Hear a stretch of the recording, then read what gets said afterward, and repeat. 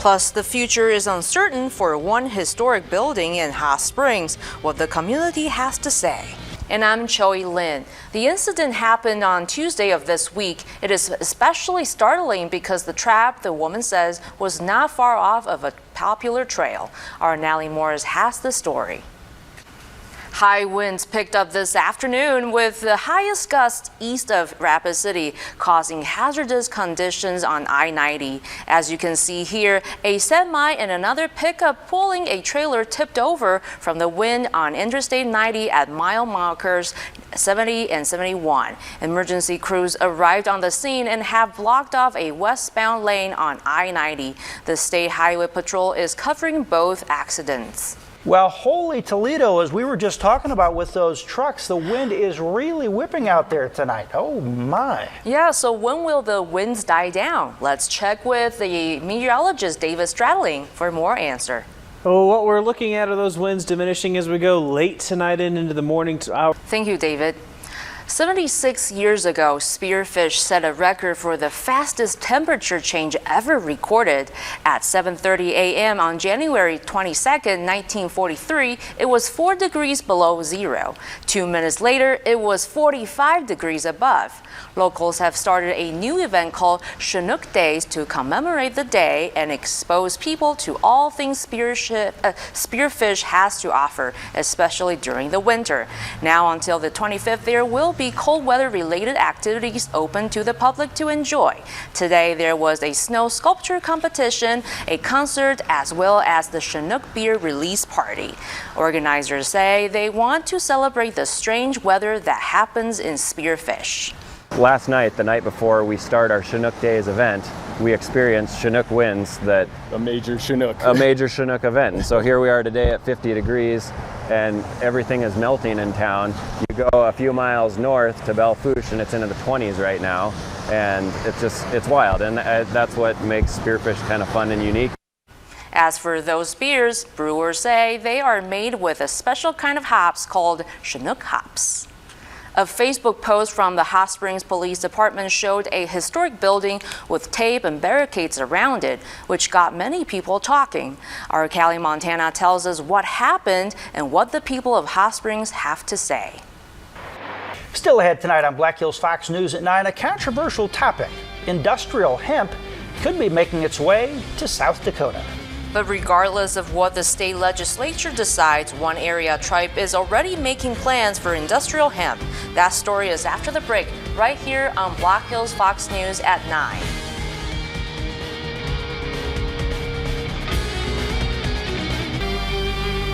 Coming up, this World War II veteran has a special request for Valentine's Day. To remember and prepare for the mountain pine beetle, Custer unveiled a new statue. Vigilance was dedicated in downtown Custer. The statue was produced by a local artist, Cappy Cap, from Spearfish. The sculpture itself was built by many local products, including a nearly 26,000-pound chunk of limestone from a quarry near Spearfish, recycled saw blades from a sawmill in the area, and as you've seen, the sculpture also has a flame to signify the burns needed to get rid of the beetle. The tube that keeps the flame has a special message with it, and the limestone honors those who made the project possible. The pattern in the tube is Morse code. It actually spells vigilance all the way around it. So each vertical line is one letter, a repeating letter. And then as far as the donor medallions, what we wanted to do was something just a little more bespoke than a plaque. Custer will burn the beetle tomorrow evening at 5. Coming up, as tensions continue to simmer between the United States and Iran, a look back on decades of fraught relationships in the Middle East. Oh yeah, I'm looking forward to the weekend. Thank you, David. As the Australian wildfires continue to burn, Nerdy Nuts is stepping up to help the wildlife. The peanut butter company has introduced a new flavor called Lamington that is based on the Australian national cake. The flavor combines Ghirardelli chocolate and sweetened coconut flakes combined with peanut butter. All proceeds go to benefit Wyres Wildlife Emergency Fund to help all displaced animals during and after the fires. The company is hoping this peanut butter becomes as popular as the presidential peanut butters they have in store. It's definitely a short-term peanut butter. We have no end in sight as for when we're going to take it down. I would say it's going to be up for at least the next couple months or until all the products that we have completely run dry. Peterson added that Lamington tastes like a dessert that can be purchased on their website on nerdynuts.com. Sounds pretty good. We'll be right back after the break. It's a sticky story that could happen to any family. A 4-year-old boy swallowed and choked on a lollipop, then walked around with it lodged in his throat for 2 whole weeks before he finally got the help he needed. Now the boy's family isn't sharing their story in order to warn other parents about the dangers. Eric Simon has the story in tonight's Your Health. And we'll be right back with your travel weather after the break.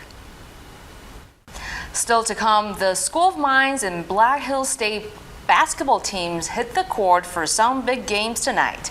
Plus, top high school basketball teams take the court for the West River Tournament.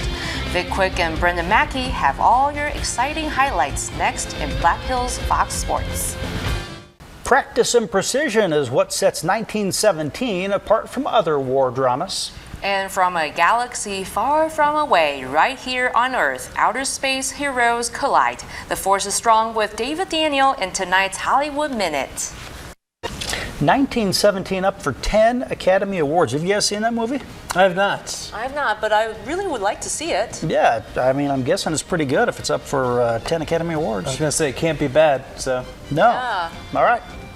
Well, try and stay warm this weekend, and we'll see you back here on Monday. Yeah,